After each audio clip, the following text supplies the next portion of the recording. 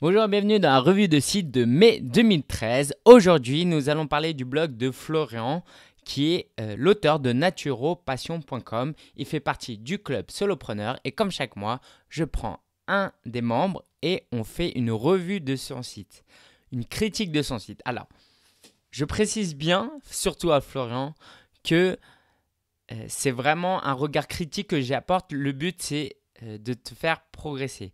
Donc forcément, ça va être un petit peu dur à encaisser. Mais Florian a un blog depuis seulement 3 mois. Donc c'est normal, c'est tout à fait normal qu'il y ait beaucoup de choses à changer. Ceci étant dit, voilà, on peut commencer. Donc voilà, j'essaie d'y aller avec les pincettes au début. Mais voilà, maintenant le but c'est vraiment, en un minimum de temps, d'aller vraiment à l'essentiel. D'accord? Donc pardonne-moi d'avance Florian pour ça. Alors, le blog de Florian, c'est naturo-passion.com. Donc, ce qu'on va faire, c'est qu'on va passer en revue point par point, par zone du blog. On va commencer par la page d'accueil, le header, la sidebar, puis les articles, etc. D'accord? Donc, on va commencer par la page d'accueil, le logo. Alors, le logo, je le trouve bien. Il est assez joli. L'URL est dedans, c'est très clair, naturo-passion.com. Même le tiret est en orange, par exemple. Je pense que c'est quelque chose d'important. Et la petite tagline, la naturopathie passionnément. S'il s'adresse à des gens qui connaissent déjà un peu la naturopathie, c'est super. S'il s'adresse à des gens qui ne connaissent pas trop la naturopathie, ça peut peut-être ne pas trop aider. Donc ça vaudrait peut-être le coup d'élargir un petit peu le sens de ce mot, d'accord? Trouver une périphrase. Je suis content quand j'arrive à employer des mots comme ça. Alors, au niveau du header, le header c'est l'entête, d'accord? Donc le header c'est l'entête. Alors voilà, tout ça c'est ce qu'on appelle le header. Comme tu peux le voir, je suis pas très artiste. Ou même ça va plus loin, on peut considérer que même ça c'est le header. Voilà, c'est compris. Donc c'est un peu dommage parce que il y a un espace quand même vide ici, d'accord? C'est pas très utilisé. Et ça, on peut mettre énormément de choses ici. Moi, par exemple, sur mon blog, j'ai la possibilité de mettre un widget. Et donc, on clique dessus, par exemple, ça nous emmène vers un site, le site de mes services, par exemple. Donc, c'est dommage. Et les Américains, ils aiment, surtout si c'est des blogs plutôt connus, mettre la photo de la personne. Les liens sociaux ici, alors on y reviendra, mais c'est bien dans le sens où si on veut garder contact avec toi, bah, on peut utiliser ces liens-là. Mais il manque quoi? Il manque le lien pour envoyer des emails.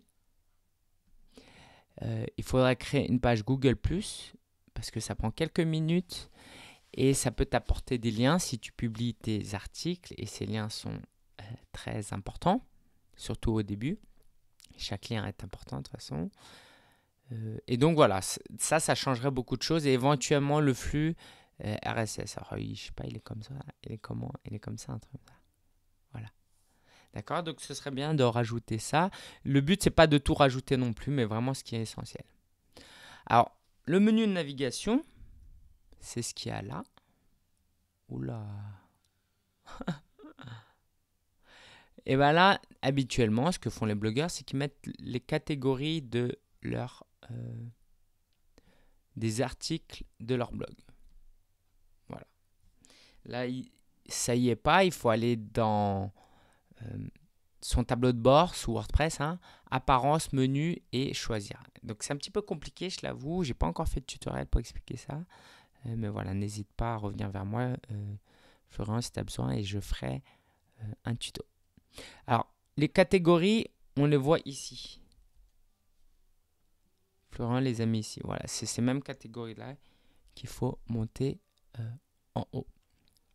Alors, passons un peu à la sidebar. Ici, j'estime que cette fonction de recherche n'est pas pertinente, ou du moins pas ici. Pourquoi? Parce que le blog est nouveau. Très franchement, allez, peut-être une personne sur 200 va taper un mot. Ouais, allez, peut-être une sur 100. Et ça vaut pas le coup d'utiliser un espace si précieux pour une personne sur 100. D'ailleurs, en général, ces barres de recherche ne fonctionnent pas très bien sur mon blog, ça marche pas très bien. Moi, j'ai même tendance à l'enlever. D'accord. Parce qu'il y a un principe de base que je répète régulièrement, hein, c'est que la sidebar, moins elle est occupée, mieux c'est, dans le sens où moins elle est occupée et plus ça attire l'attention vers ce qu'on veut. Alors, je vais te montrer un exemple. J'espère que l'exemple est bon. Parce que parfois, je change. Alors, voilà. Allez, sur mon blog perso. Tu vois, si tu es sur mon blog perso, bon, il y a ma photo pour me présenter et il y a le formulaire d'inscription, il y a quelques liens et tout de suite, il y a un bloc de promo. Voilà, il n'y a pas grand-chose. Quoique j'aurais pu faire encore moins. Allons sur vivredesonblog.com.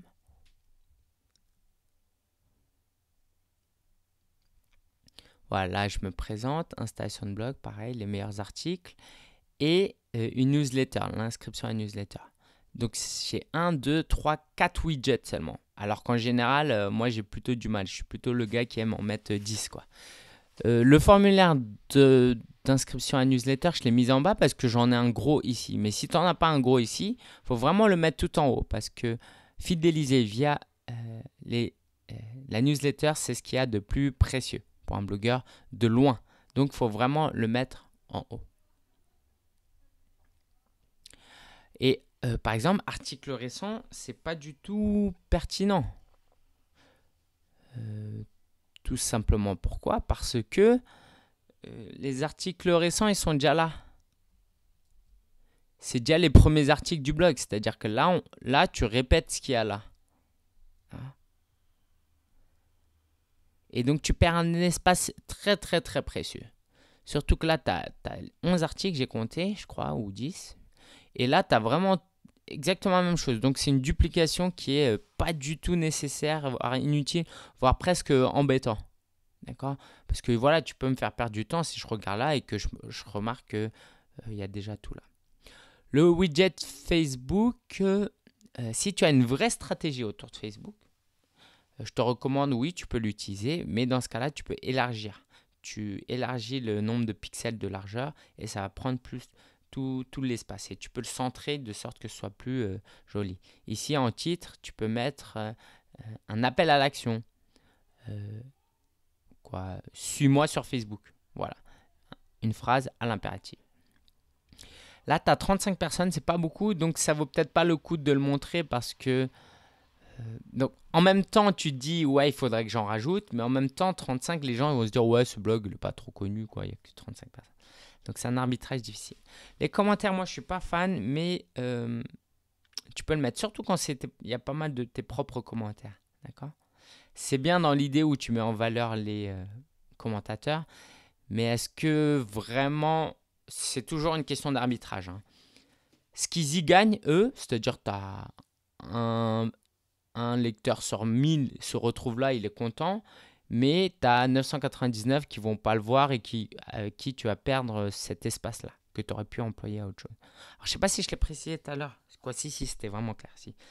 La sidebar, c'est important que moins tu as de choses et plus chaque chose est visible. Comment dire? C'est comme voilà.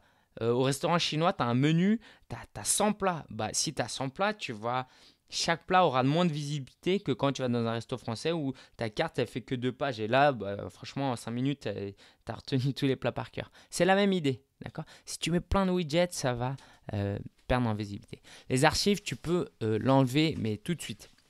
Pourquoi? Tu n'as que 3 mois d'archives. Et puis, est-ce que c'est pertinent, sachant que tu n'écris pas sur l'actualité, de savoir qu'est-ce que tu as écrit en mars? Franchement. Non? Pareil, ça te prend la place. Les catégories, je les mettrai tout en haut. À propos des catégories, là, le uncategorized, je l'enlèverai. D'accord? Ça sert à rien. Et les catégories ne sont pas forcément bien choisies. On va le traiter tout de suite. Les catégories, il y a les catégories et les tags, ou les mots-clés, ce qu'ils appellent les mots-clés sur WordPress, ça rend les choses très confuses. Mais on va parler de tags, d'accord? Les catégories, c'est pour classer en grandes catégories. Et les tags, c'est pour faire un autre classement. Donc, c'est deux choses à part. Si on prend l'exemple du restaurant, bah, je pense que c'est bien. Par exemple, tu vas dans un restaurant cuisine du monde. Voilà, tu as toutes les cuisines. Donc, les catégories, ce serait quoi? Cuisine asiatique, cuisine française, cuisine italienne, cuisine américaine, cuisine indienne. Ça, c'est les catégories. Donc, toi, chaque page, il y a un continent, une cuisine, une gastronomie différente. Les tags, c'est quoi? Les tags, c'est, par exemple, dans chaque cuisine, tu as presque toujours de la viande, du bœuf, du porc, du poisson, des plats végétariens. Et ben, ça va être un système de classement qui te permet de classer tous tes plats par poisson, par bœuf, par porc. C'est ce qu'on fait au karaoké, si tu es déjà allé. Ça veut dire quoi? Ça veut dire qu'on reprend. Tu rentres dans le restaurant du futur, ce sera ça. Tu cliques, tu fais soit c'est classé par catégorie, donc là tu vois les cuisines du monde, soit c'est classé sur une autre carte, sur un autre iPad, c'est classé par ingrédients. Et c'est donc deux systèmes de classement différents. Et tu ne peux pas les mélanger. Tu ne peux pas tu peux pas faire cuisine indienne, cuisine chinoise, bœuf, cuisine française, poisson. Parce que ce n'est pas du tout la même chose. J'espère que je suis clair. Donc, pour être plus concret par rapport à toi, par exemple, le soja, ça ne rentrerait peut-être pas là. D'accord. Alors après, je ne m'y connais pas très très bien dans ce que tu fais. Mais sinon, le reste, ça me paraît assez bien. Et la newsletter, très important, faut vraiment le mettre tout en haut. Absolument pas tout en bas parce que je suis sûr que tu n'as pas beaucoup d'inscrits. Et elle ne donne pas envie. On ne voit pas le bénéfice. Il faut vraiment penser bénéfice au lecteur. Le lecteur, il veut savoir qu'est-ce que ça va m'apporter à moi. D'accord. On reviendra sur la newsletter après. Je me suis abonné pour voir à quoi ça ressemblait. Alors, je regarde les points. Est-ce que j'ai traité? Voilà. On va passer maintenant à la partie centrale de la page d'accueil. Là, tu as ce qu'on appelle un slider. Donc, ça met en avant tes derniers articles.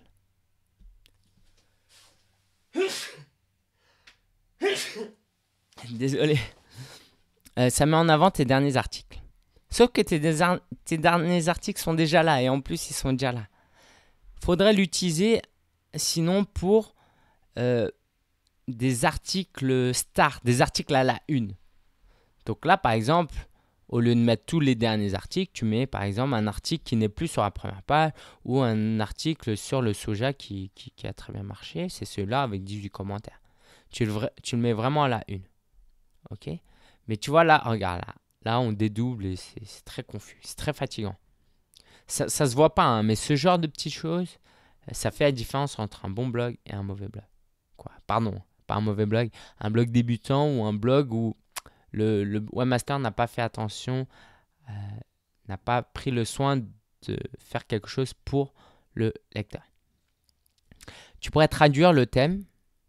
Au début, je sais que c'est compliqué, mais je te dis, en réalité, c'est pas compliqué. Donc, les posted by, on, in, it comments, read more, tout ça, faut virer. D'accord? Ça veut pas dire comment je le fais sur tous mes blogs, hein. Mais je te dis ce qu'il faudra faire dans l'idéal. Autre chose que j'avais noté.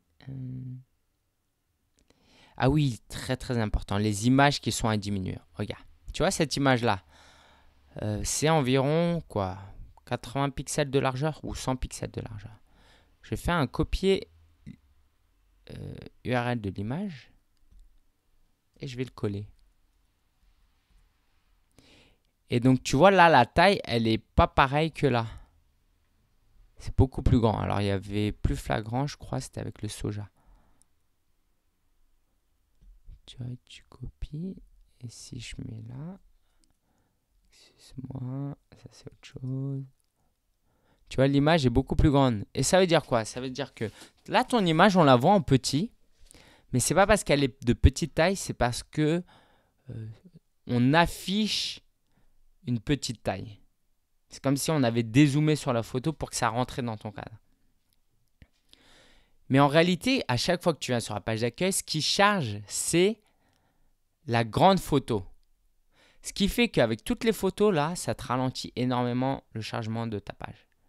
Donc, ce qu'il faut faire, c'est de réduire la taille de l'image et de la mettre ici. Ou sinon, certains thèmes ont une fonction où ils arrivent à gérer ça en interne. Le thème arrive à gérer ça. Ça, c'est très important parce que sinon, ça te ralentit vraiment le chargement de ton site. Alors, en règle générale, moi, je te dirais de mettre moins d'articles aussi parce que ça alourdit le temps de chargement. Là, tu as 11 articles. Moi, je dirais 8, c'est bien. 8, c'est bien. Surtout si tu as des images à chaque article. Okay. Je voulais voir, bien évidemment, tes articles. Alors, j'en ai pris un, le point sur le soja, hein, l'un des plus commentés. On va le passer un peu, on va le décortiquer un petit peu. Avant, j'aimerais juste te dire que là, tu utilises un thème gratuit. Moi, je ne suis pas très chaud. Ça dépend. Si tu débutes, évidemment, comme c'est le cas d'ailleurs, hein, c'est pas très grave. Mais je recommande vraiment d'utiliser des thèmes professionnels. Pourquoi payants? Parce que tu as un support technique derrière et tu as l'assurance que le code est bien fait. Il n'y a pas de magouille. Alors, je ne dis pas qu'il y a des magouilles avec Themesy, mais tu prends forcément plus de risques en général hein, d'utiliser. Et puis là, et en plus, ils font un lien vers chez eux. Tu vois, voilà. On va sur l'article. Alors, l'article, il y a trop d'italiques. D'accord. Alors, je suppose, j'en suis sûr, Florent, que tu lis beaucoup d'articles de journaux.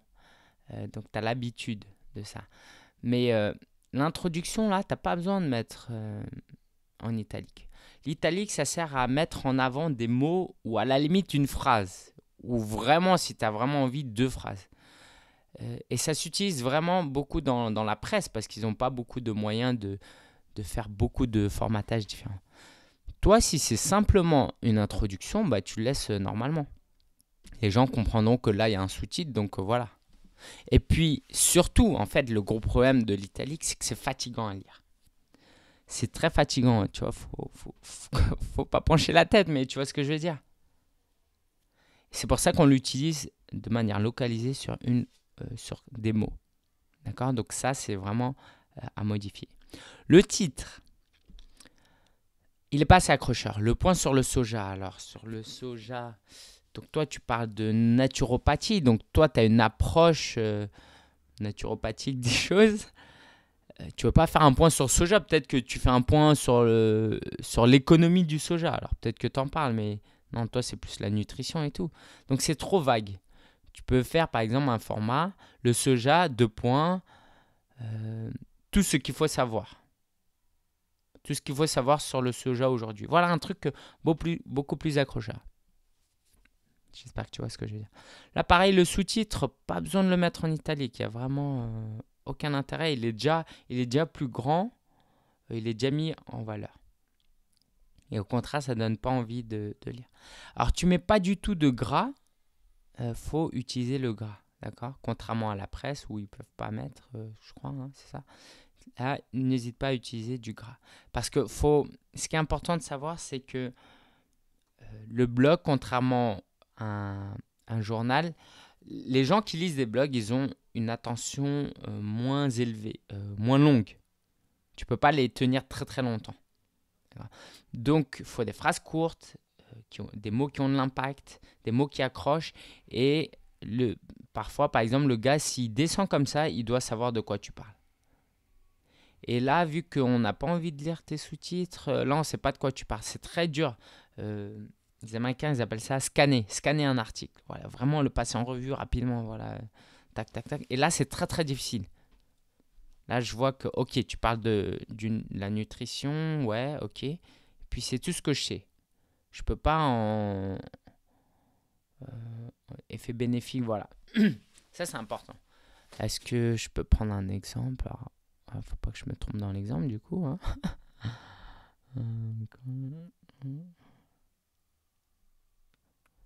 Voilà, allez. Celui-là. Alors, attends.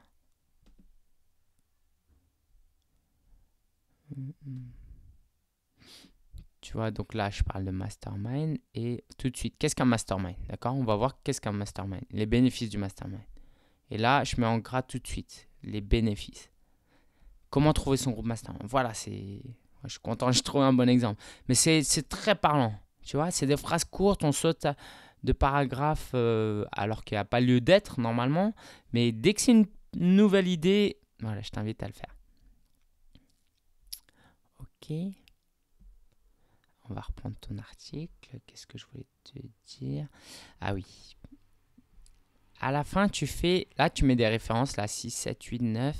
C'est très académique. Alors moi, je connais un peu ton background. Je sais que tu fais des choses très carrées. Mais peut-être que c'était like 470 fois. Félicitations. Hein. Quand tu es vraiment dans le blogging, soit tu fais un blog, soit tu fais un magazine en ligne. C'est pas la même chose. Le magazine en ligne, c'est un magazine en ligne. C'est lemonde.fr si tu veux. D'accord? Ça, tu peux pas le faire parce que tu es tout seul et tu publies pas 3 articles par jour. Tu peux pas prendre cette approche très scientifique, très journalistique. Soit tu fais un site de niche, qui est un site où tu mets des articles et tu vends un produit, tu vends de l'affiliation, et puis peu t'importe les relations que tu peux avoir avec tes lecteurs. Mais là, c'est clairement un format blog qu'il faut que tu prennes, parce que c'est ce que j'ai compris, c'est un blog que tu veux faire. Le blog, tu ne peux pas te permettre d'être aussi rigide. Surtout que là, après, ça dépend évidemment à qui tu écris. Hein. Si tu écris à des professeurs, à des académiciens, je peux comprendre que ça va plaire. Mais ça va plaire de la même manière que ça plaît que les gens se plaisent à aller sur Wikipédia. C'est-à-dire quoi? C'est-à-dire ils aiment lire et une fois qu'ils ont trouvé leur information, ils se barrent, mais direct. Toi, ce que tu veux en tant que blogueur, c'est de créer des relations. Et ça, c'est vraiment important. Si tu ne crées pas des relations, si ton blog, tes articles sont froids, les gens vont considérer comme une information. Toi, tu ne veux pas être seulement une source d'information. Tu veux être une source de relations. Je sais pas si tu veux créer des relations, tu veux montrer qu'il y a une communauté derrière et tu veux être un leader aussi d'opinion. Ça, c'est le scénario parfait pour un blogueur, c'est d'être un leader d'opinion. Qu'il ait 100 abonnés ou 1000 abonnés ou 100 000, ça n'a pas d'importance. Mais c'est vraiment vers cette approche qu'il faut que tu ailles. Donc, là, ton article, il est très très froid. C'est purement informationnel. C'est un article Wikipédia. Alors, tu as eu beaucoup de likes, mais comparé aux likes, tu as eu peu de commentaires. Surtout qu'il y a la moitié, c'est les tiens. D'accord? Mais c'est déjà bien. Hein? C'est déjà bien. Et donc, pourquoi ça, c'est pas bon, à mon avis? Parce que toi, ce que tu veux, c'est que quelqu'un qui, à la fin de ton article, était impressionné et vraiment te remercie de ce que tu as lu, ce que tu as envie, c'est pas de les renvoyer vers ces points-là. À la limite, là, le point 2, si à ce moment-là où tu avais mis le point 2, si au moment où tu avais mis le point 2, ça l'intéressait, bah là, tu mets le point 2, tu mets un hyperlien, s'il clique dessus, il va sur ton lien. D'accord? Voilà. À la fin, ici, regarde-moi ce que j'ai.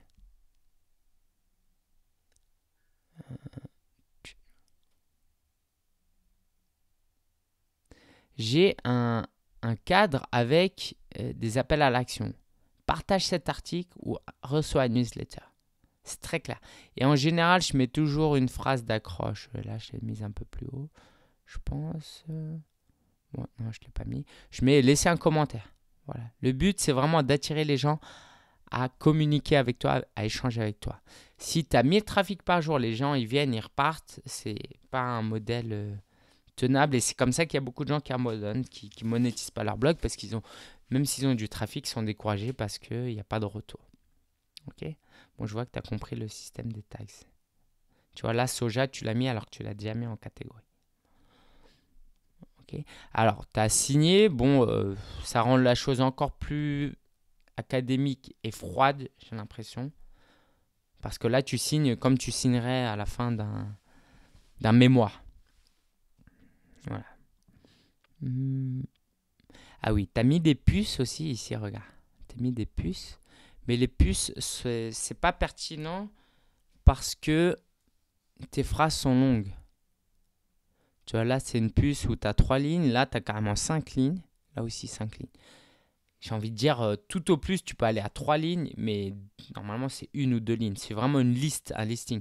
Si tu veux faire ça, bah, tout simplement, tu mets un petit 1, petit 2, petit 3, petit 4, et où tu mets des sous-titres. Dans les commentaires, il faut absolument mettre un gravatar. C'est très difficile de créer une relation si quelqu'un te dit, mais c'est qui ce Florent? Voilà. Tu vois, et ça motive pas les autres à créer leur propre gravatar aussi. Aussi, j'ai vu que quelquefois tu répondais en dehors du cadre. Il y a un plugin qui s'appelle Threaded Comments qui te permet de justement continuer la conversation ici.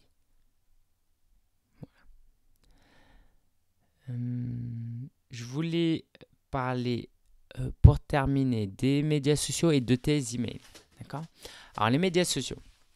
Sur Facebook, ici,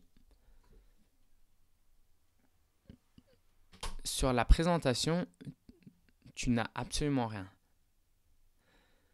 Ça, c'est un gâchis pour 2 raisons. Premièrement, tu pourrais mettre un lien vers ton blog, donc c'est un lien, c'est bien pour ton référencement. Et puis, tu n'as pas de description. Quelqu'un qui vient là, par exemple, il ne sait pas qu'est-ce que tu fais là, qu'est-ce que tu proposes comme contenu. C'est très troublant, quoi. D'accord? Et c'est très froid aussi. Sur tes articles, regarde, si on prend un exemple. Quelque chose qu'on m'a montré, c'est que tu peux mettre un lien et l'effacer, le lien restera toujours. Comme ça, tu mets une phrase d'introduction. Lisez cet article, c'est le meilleur que j'ai écrit depuis 1 an. Tu vois? Tu peux mettre des petits smileys. Moi, je suis très smiley. Ça fait un peu enfantin, peut-être, mais voilà. Tu peux être un peu plus texto. L'idée, c'est ici, surtout sur les médias sociaux, là, pour le coup, de créer des relations et pas être simplement un fil d'actualité. Ce serait trop dommage d'utiliser ça rien que pour ça. Tu vois? Là, par exemple, le gars, il te met bon à savoir. Il faut que tu likes et tu lui répondes. C'est très important. Alors, je comprends qu'on n'ait pas le temps de tout faire, d'accord, mais je te dis vraiment dans l'idéal. Là, il y a une cover page que tu n'as pas faite. Je te montre.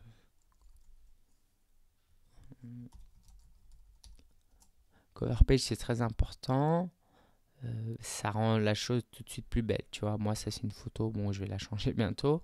Mais c'est vraiment cette idée-là. D'accord? Et pareil pour la photo, si tu peux être un peu plus personnel. Alors, je comprends que si tu veux pas te montrer, voilà, mais je le dis pour les autres aussi. Donc ça, c'est Facebook. N'hésite pas à publier des photos que tu prends dans la journée, poser des questions. Tu vois, là, tu publies un truc 1 ou 2 fois par semaine. Tu peux aller à 3 fois par semaine, au moins. OK? Pour Twitter. Alors, Twitter, tout de suite, le logo, il faut que tu le changes. Ça te prend 10 secondes. D'accord? OK. Là, je vois que tu publies tes derniers trucs. C'est bien. Bon, je pense que tu n'as pas le temps. Donc, si tu n'as pas le temps, voilà, il n'y a pas vraiment de critique à te faire parce que tu ne peux pas tout faire en même temps. Par contre, tu as le temps de faire une petite description ici. C'est très, très important. Tu expliques ce que tu fais. Parce que les gens, par exemple, tu retweets leur truc, ils viennent sur ton truc, ils font, mais lui, il fait quoi? Il n'y a qu'un lien, voilà, il n'a même pas fait l'effort. Voilà, ça ne donne pas envie. Et encore une fois, c'est très dur de créer des contacts de cette manière-là. Alors, on va passer en revue rapidement tes emails.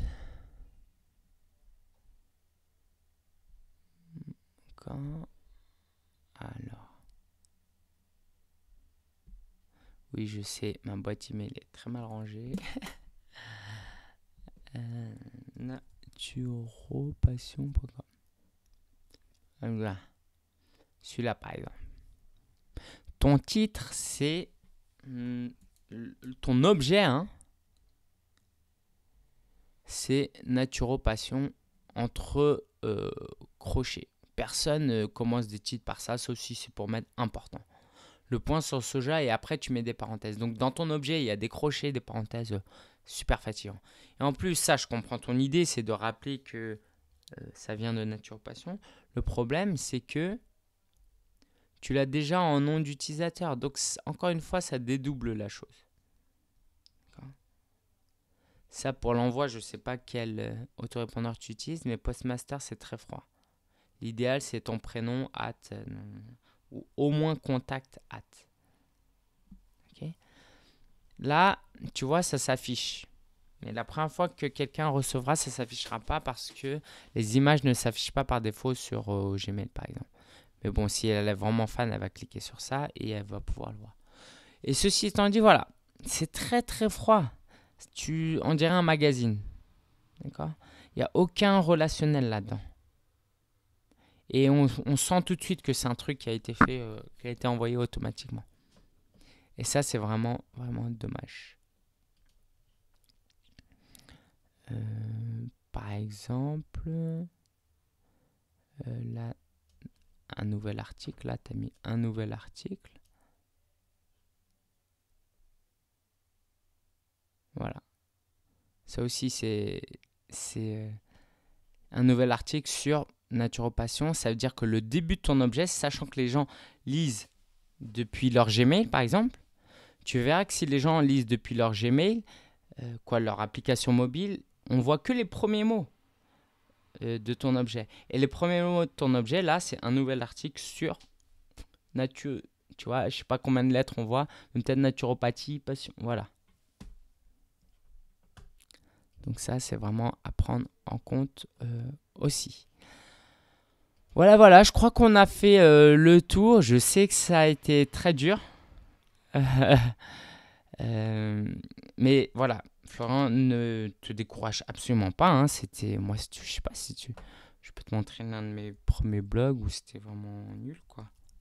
Comme ça, Web Wonders, rien que l'URL, déjà, à la base, il est nul.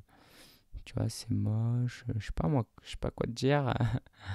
Il y a pas non plus de... Voilà, c'est informationnel. C'est pas du tout personnel. D'accord ? Quelques points à retenir. En tant que blogueur, tu cherches à créer du relationnel. Si tu as compris ça, tu vas tout changer. D'accord ?